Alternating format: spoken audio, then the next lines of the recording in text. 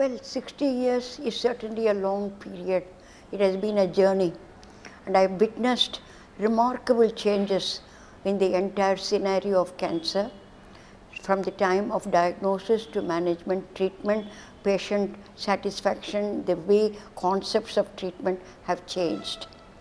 Now, when we started life in 1954, the foundation stone was laid, and we started actually work probably in January 1st of 1955. We finished our Diamond Jubilee, and I am there right from the day the first treatment was started. I entered my 61st year at the institute. Now, at that time, the facilities for cancer in the entire country was minimal. We were under British rule, and the only cancer facilities available was no specialized hospital except, I think, Tata Memorial Hospital in Bombay. No other facility. All other cancer facilities were confined to the radiotherapy departments of general hospitals. There was no concept of cancer as such. They did not understand the biology of cancer. There was no statistics on cancer. And the only modalities of treatment available were surgery. People didn't understand surgery. Any surgery was done. And then what we call radiotherapy, which is high voltage radiation. This high voltage radiation is a very, today when you go back, it is a very primitive. It is what is called conventional radiation. There is the morbidity produced by such radiation was severe. As a matter of fact, people were afraid to have any treatment by radiation. They say current treatment, and then the whole mouth and other areas got burnt, as it were. So people did not want it, and the results automatically were not satisfactory. So that was the type of thing. We did not have at the time what today we call chemotherapy, that is the drug treatment. Now, between 1955 to about 60-65, there was not much of a progress, I should say, and we were building the institution.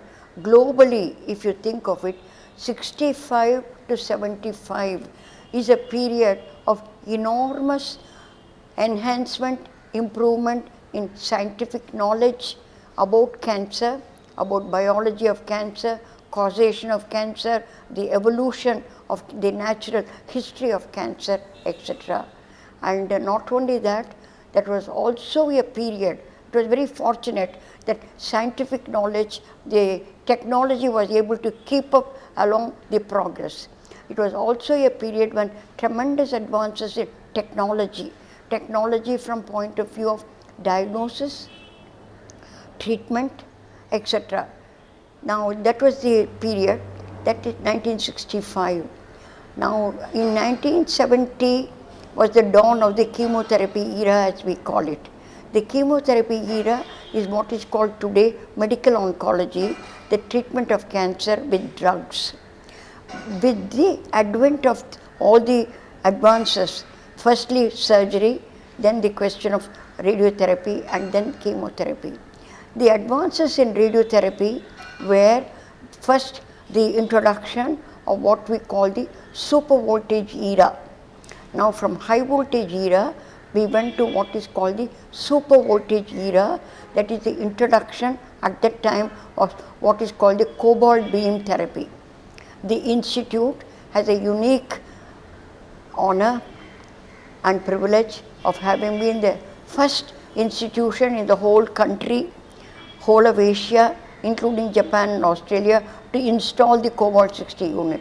We installed the first cobalt 60 unit called the Eldorado A in 1956 December, and 57 we started work in 1957. It was the government of India had been trying to get it under the Colombo plan for long years, but they had not got it. So one day, as I always call it, Christmas Day, we got a telegram that the Atomic Energy is willing to donate it to us. And 56 the donation and the installation. And it was the first Tryst with Destiny. I mean, if Prime Minister could have called the Independence Tryst with Fate, I think that was the Tryst with Destiny for us. It was really a remarkable thing. Overnight, we found ourselves famous. And there are a lot of calls from government of India asking us, who is this little hut placed in our hut? Our buildings were all in huts. And they have got a cobalt unit and we don't have. And then delegations started coming. And then they saw us and did not know why we were chosen to get it. I'll come to that a little later. So ever since that, I am very happy and very proud, although we are a voluntary charitable institution. We are a voluntary charitable institution in the sense we have no government grant, we are a non-government institution founded by the late Dr. Muthulakshmi Reddy. We wanted cancer to be a notifiable disease in 1980 when we had a WHO program, a seminar on cancer. And at the time, there was a write-up even in the Hindu, a complete editorial saying why it was necessary. The minister at the time said, the cancer has not become, come to, epidemic proportions, and so it is not necessary. I said, Baba, if it becomes epidemic, India will collapse. And nothing has happened and we have been on it all the time. Dr. Krishnamurthy and I said, we have to have a training program, training for, create a speciality, what is called oncology. There was no concept of oncology. Everything was cancer, because it was, cancer is a disease. Oncology is a science of cancer. There was no, because people did not know.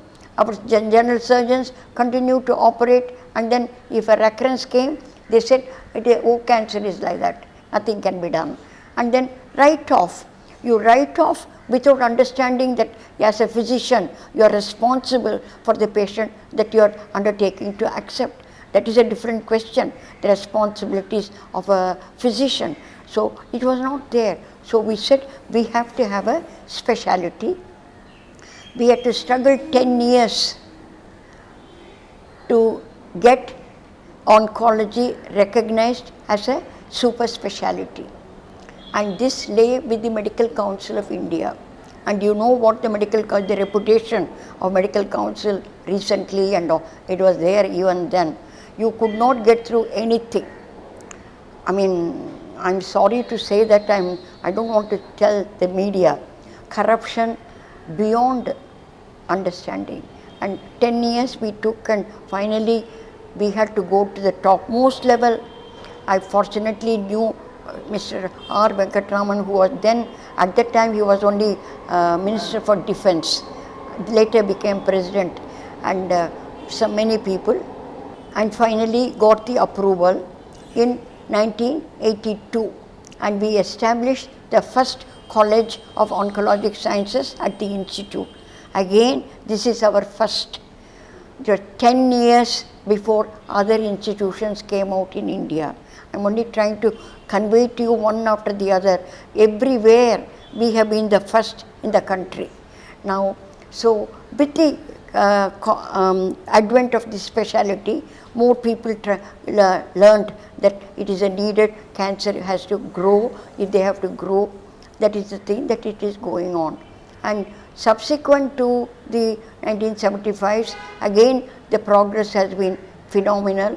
What you call the molecular diagnostics have come in, and then the genomic era came. The vision was to, ethos was to give the best treatment possible to the poorest in the country without any social or economic divide, and improve the treatment as research went on, and to do research in the common cancers in our area.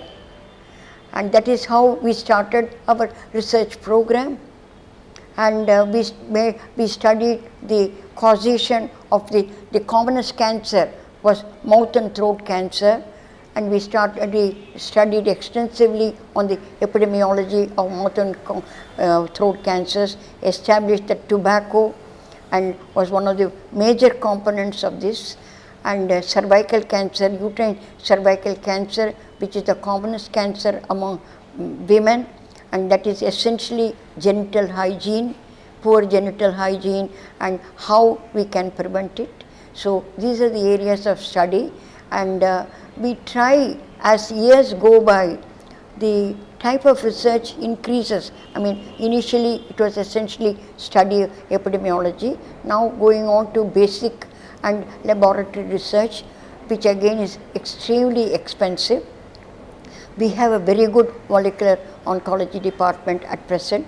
It is designed, it is named as a center of excellence, and a lot of work on translational research, that is whatever we find in the lab, to convert it to come to the patient.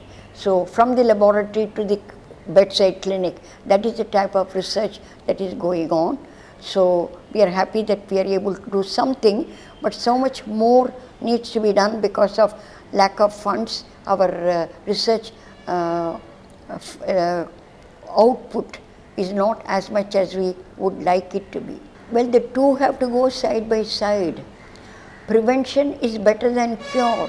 That is everywhere, in any disease, on anything else, prevention is better than cure. Early disease is important in every area. I mean, in communicable diseases, the most important is prevention. In your cholera, typhoid, hepatitis, prevention. Similarly, now we are faced with non-communicable diseases, of which cancer is a very major component. And if you take all non-communicable diseases, cancer, hypertension, diabetes, and many of the other areas like chronic obstructive disease, liver dysfunction, etc. Everywhere, nothing like prevention. To me, prevention is cure. Unless you are going to, in any case, once the disease has started, you have to treat them. And the treatment can be good if it is early disease. If the disease is advanced, then it becomes a little late disease and difficult. Early disease costs you much less. Late disease costs you more. Everybody now today says Medicare is very expensive. Yes, Medicare is expensive. Look at the increase in lifespan. When we got independence, our lifespan was 27, Masani. Today it is 70.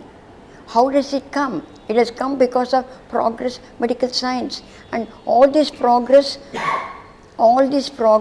has to have some finances involved in it. Expenditure on so much of people working through the globe, and therefore Medicare has become expensive. But it has also improved everything. It has improved cure rate, it has improved survival rate. Now today in cancer, it has not only improved survival, it has improved quality of life. Today, we are not thinking in terms of the length, but quality. Unless a patient is back to normality, then there is no, with a defect, mutilated, and then unable to talk, so many things, then that is not a cure. You have to put the patient back to as normal as possible, and that is where quality of life. All this is possible because of the advances that have happened, and all this is possible everywhere, is possible and easier when you prevent the disease or get the disease early. Our thrust, as you asked me, it has to be, the disease is there, you have to treat it, and you have to treat it to the best ability possible, in the best way available. You have to given them the state-of-art treatment.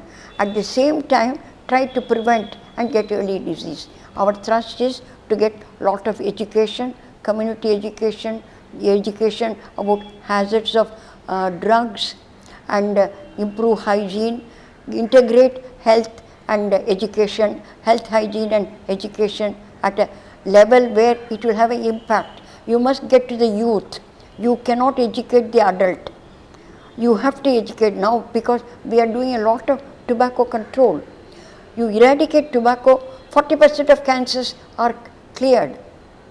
So prevention is the most important. Prevention is the thrust. As I told you, prevention is cure.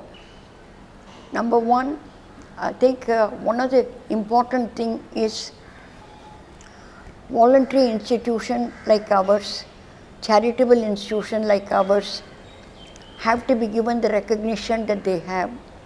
Today we are simply growing, Medicare is growing, healthcare is growing, all that because of the increase in corporates. The medical ethos is corporate ethos today, and the corporate ethos will not answer the question of India.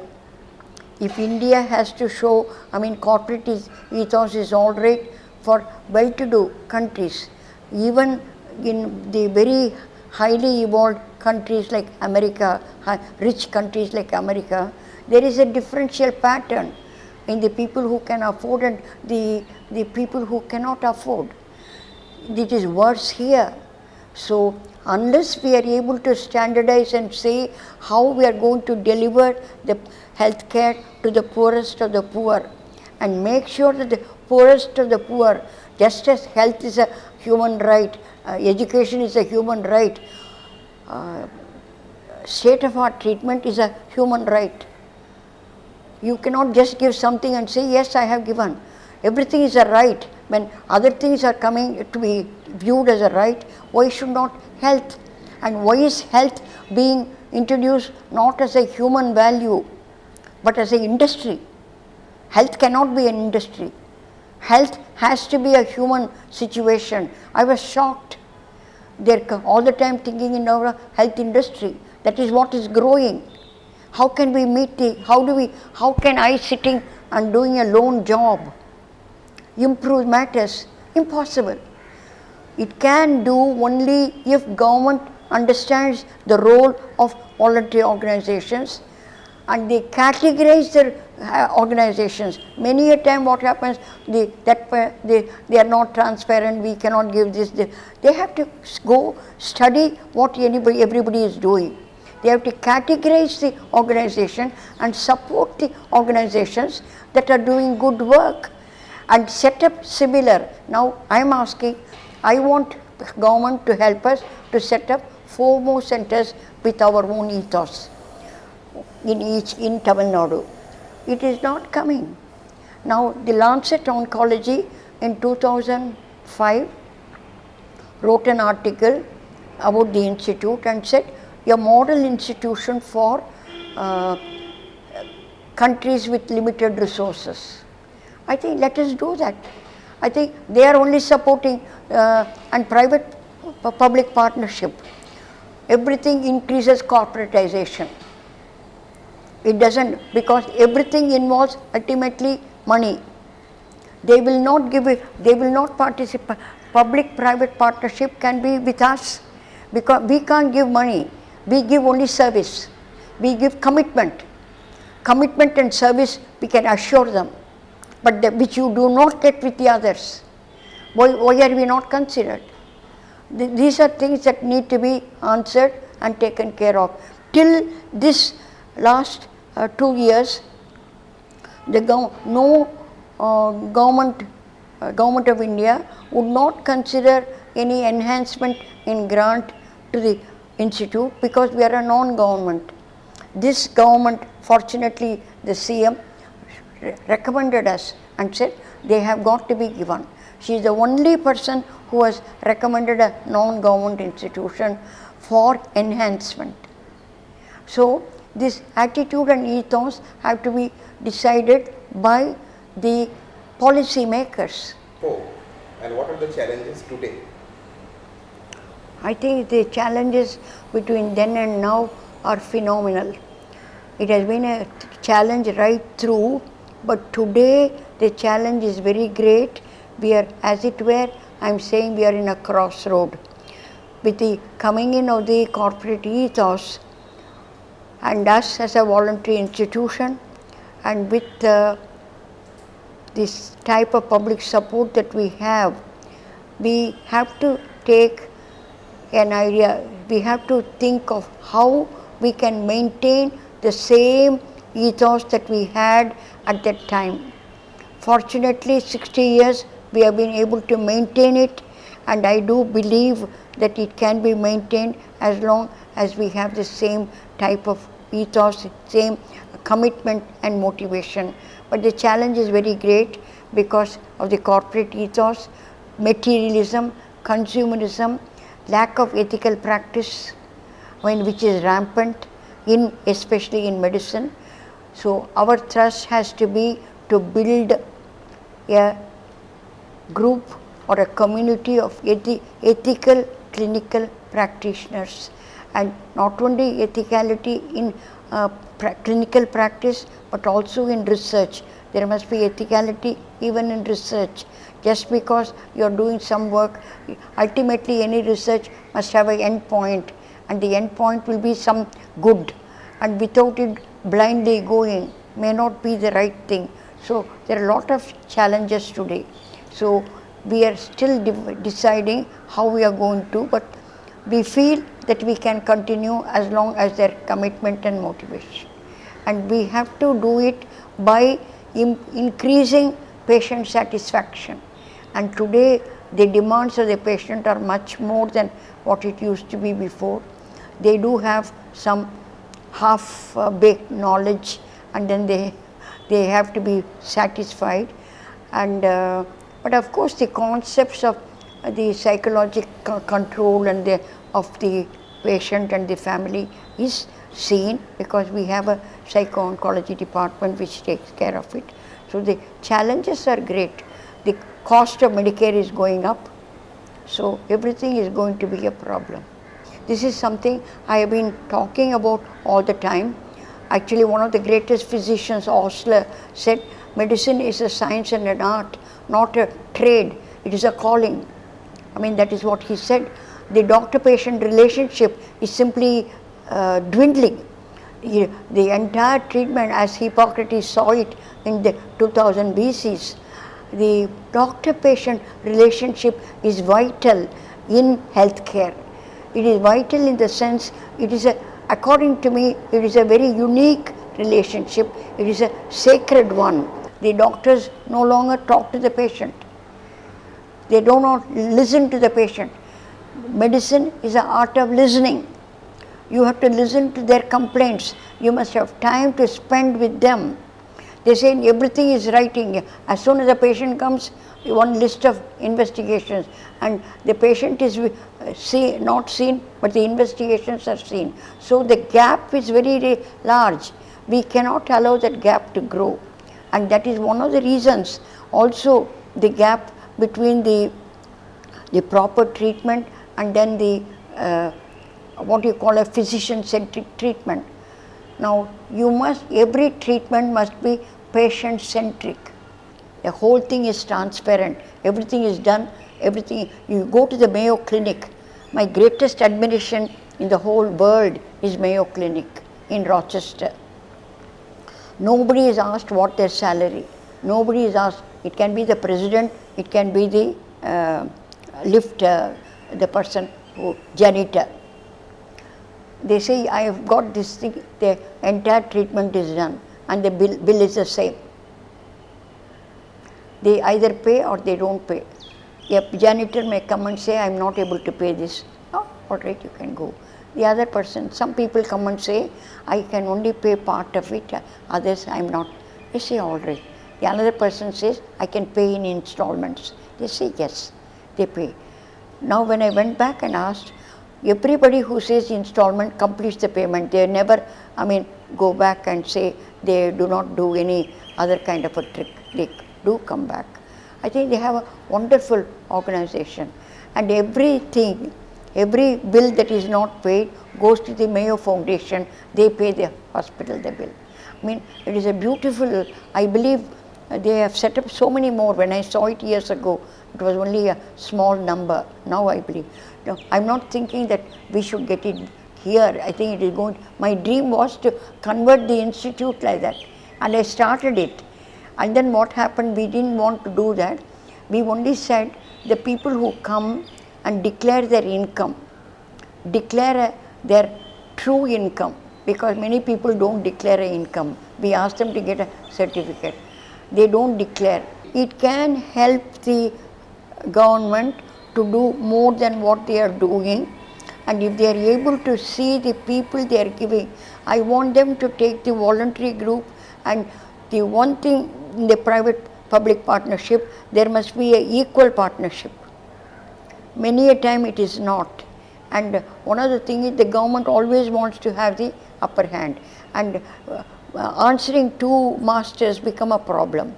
So it must be made such that the two partners are equal, and the public who are taking it on must have a more say than the government. Now we found that there is a lot of difference between the people who are coming from outside and here. We have now set up a Tamil Nadu Cancer Registry project. It covers entire Tamil Nadu. I think the population of 93 million or something like that, and 50,000 square meters, or we are running it for the last 2 years, and very interesting data. Second year, third year is going. We found that certain cancers are very high in certain areas, certain cancers are not so high. Like that we have been able to do it, and I think probably in another one more year we can publish the data also. But then we have the whole India is not covered. No, we don't need to cover the whole India. We must have more and more rural registries. So it will be possible to do it. First and foremost, thrust on prevention. There must be insurance for cancer, and training of ethical practice physicians. Research. These are 4 things. Research, continuing research towards patient care, ethical practice and good clinical practice. There must be a group coming out. Prevention and insurance is a must. Today people are spending out of their pocket, their whole families are ruined because they don't have money to pay. If they don't have the money to pay, they don't get the proper treatment. And if you say the gap between the best and the poorest is widening, because more and more knowledge, more and more facilities are coming. We are now coming personalized care, as we call it. Everything is biologically seen. How many people can get a personalized care? This thing is widening. That should not happen. And Martin Luther King said, of all inhumanities in life, deficiency in Medicare is the most inhuman. Should we continue that? I think he was talking because that happens in the America because the blacks don't get the same treatment. The same thing is happening here, but they are talking of ethicality and then what do they say, rights and everything, and they are not anyway better. Concentrate on it cannot be on a all India basis because India is too large. It has to be state-wise. Similar programs can go in different areas. As far as cancer, I am very definite that what we should start with education of the younger people in the nuances and health hazards to say prevention of disease. And that prevention of disease must be shown in the primary health care, where all people who come must be given a chance to have themselves checked of the diseases that are which are causing a lot of morbidity, like all non-communicable. They can have a diabetes check, they can have cancer check, they can have hypertension check. The primary care must improve. I think if that is, and that should be integrated with the tertiary care centers. So that networking must be there. I think we have to be very positive. We don't need to be all the time saying the cancer is the emperor of maladies and other things. There is a lot of scope. We have now pediatric cancers. I have not talked about pediatric cancers, which were virtually incurable in 1954. I did not have a single child alive after treatment. Today, I am able to get 65% of them go back to normality. When I say go back to normality, normal life, they go through their milestones: school, college, reading, getting married, getting children, people going for research, going abroad. Everything happens today. How has it happened? Now, we were curing so many, such small, we are curing more and more. Our survival rate is going up. How is it going? Because of research. I think there is no reason for us to think we will improve, we have to grow, and the genomic era is going to throw out tremendous amount of potential for improved cancer care. I think we have to be very positive, and I'm quite sure it will happen.